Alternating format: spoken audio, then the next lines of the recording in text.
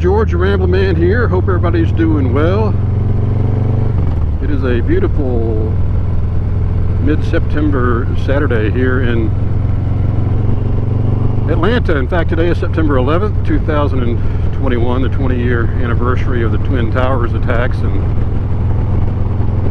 terrible day in American history. Take a minute to think about the people who lost their lives and the people who lost their lives the last 20 years fighting against terrorism. It's just a terrible day. I was in Washington, D.C. that day, out in suburban Virginia, and I had to get out of town in my rental car and drive back to Atlanta because the airports were closed, and it was just a awful couple of days. Anyway, you're not going to get the normal country roads on this vlog. Those of you from Atlanta, I just got on Georgia Highway 400 going south up in Cumming, Georgia. I'm headed down to my office in Marietta for pick up a few things to do some work this weekend. And I just decided to take the highway.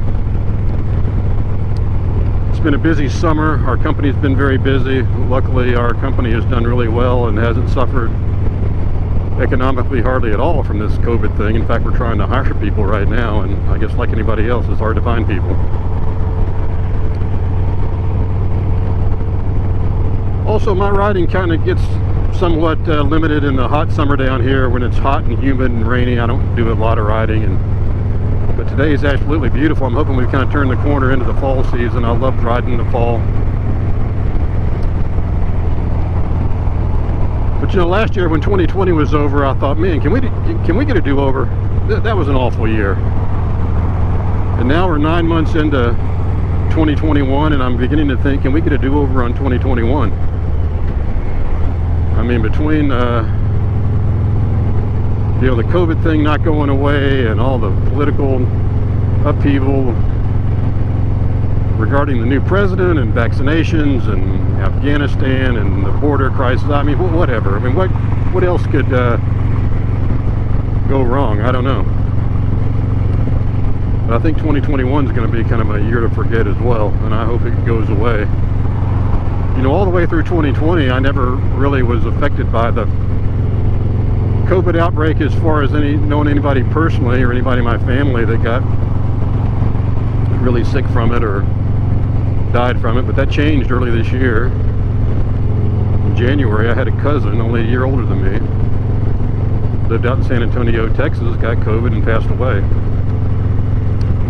Didn't really have any underlying health issues and was a pretty fit guy, rode his bicycle all the time, and got sick. And the first notification I got, he was sick and they thought he was going to be okay. Then the next notification I got, he was on a ventilator and going downhill, and then a few days later he passed.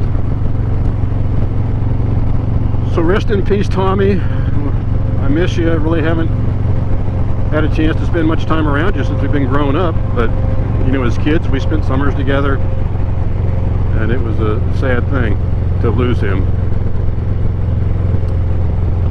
Just on a practical matter, Tommy died without a will, and his wife has already passed. He had no kids, and his one sister and his parents have also passed. And so my cousin and I out in Dallas are settling his estate, having to go through the courts out there in Texas to get it done since he had no will. And I just urge everyone to get your affairs in order. Make sure somebody knows where all your accounts are, where your life insurance policies are, where all your important papers are, and for goodness sakes, get yourself a will. I know when you're younger you don't think a lot about that, but it's important. And I've had a couple of colleagues, clients that we work with that have had people that have passed away, and I've had some friends that have had some people in their family pass away from COVID, and it hits home when it actually starts affecting people that you actually know or people that you know. And so my heart goes out to anyone out there who's dealing with that. Hopefully at some point we'll be through the worst of this pandemic, but I'm just not so sure how long it's going to take.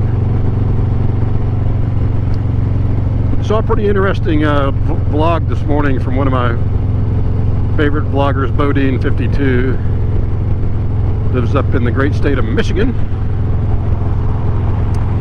actually have a job in Michigan now, in Kalamazoo, and I get there once a month. In fact, I was there this week. It was beautiful there. I got to find a way to rent myself a motorcycle and ride around Michigan a little bit. I think that's a pretty scenic place. Anyway, Bodine recently bought a brand new Harley-Davidson Road Glide Ultra, and he did a short vlog on buyer's remorse, or buyer's regret, I don't know what they call it, after you make a big purchase and then you instantly regret it. And I don't think he regrets buying his new Harley, but you know, he talks about the color and various things, and he got a lot of comments, and I began thinking back in my life, and I don't have a lot of buyer's remorse for a lot of the purchases I make. I'm a pretty practical guy. I don't go out and buy things I usually can't afford. I'm pretty thoughtful and do a lot of research before I buy anything, especially if it's a house or a car or any, you know, motorcycle or anything major. And I began thinking about my history on motorcycles, and I really don't have any significant buyer's remorse. I got really back into riding about 10 years ago from taking some time off, and I bought a used Suzuki C50 Boulevard that I kept for almost 9 years, and loved that bike. I bought it used, only paid $4,000 for it. It was a wonderful motorcycle, and I have zero regrets about buying that bike.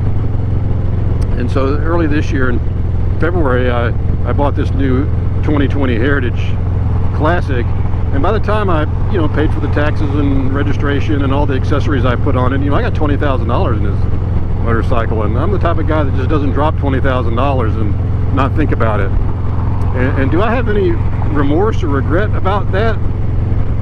Maybe a little bit, you know, just maybe 1%. I mean, I love the bike. It addressed all the issues that I didn't have on the Boulevard that I wanted.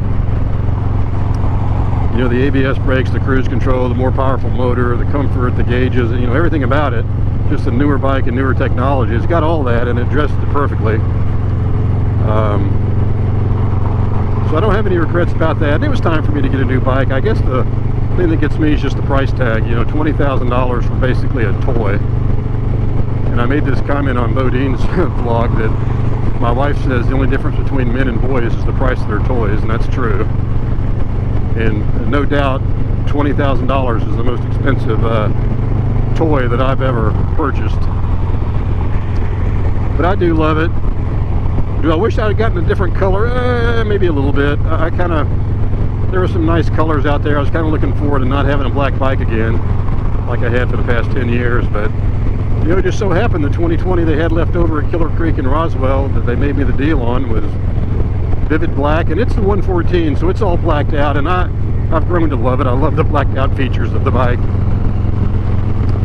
And I'm kind of an old-fashioned guy when it comes to colors. I'm not out there for a lot of wild colors, but I was looking for maybe a different color, and I didn't get it. So I guess there's a tiny bit of remorse there.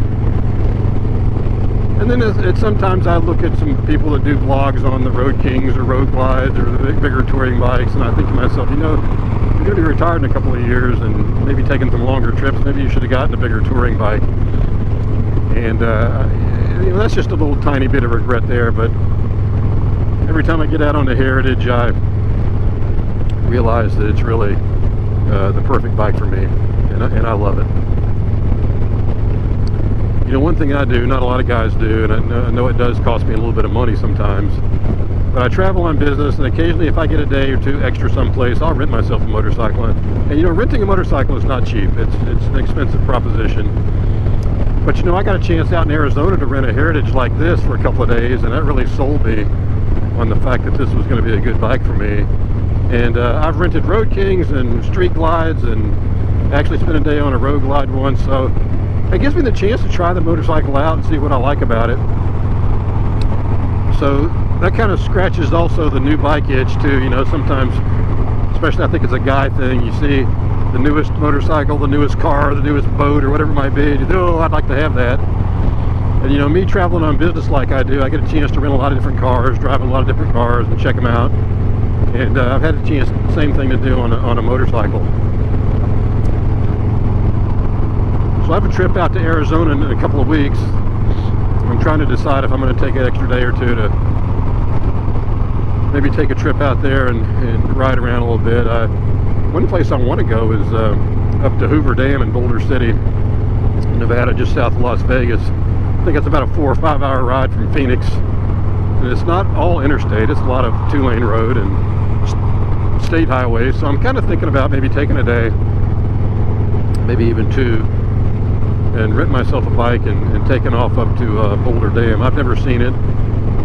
Being an engineer, it'd be good to see one of the greatest engineering achievements in this nation's history. The dam was built in the 30s and it's still there. I know the water levels are really low now in Lake Mead, you know, due to the drought they're having out west, but I'd still like to see the dam.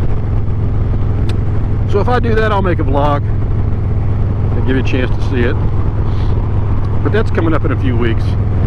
Just glad to be out today, beautiful day. Headed down to my office, take care of a few things. Really not my favorite thing to do, to ride on these interstates, but hey, today it's just the quickest way to get there. Everybody have a great week.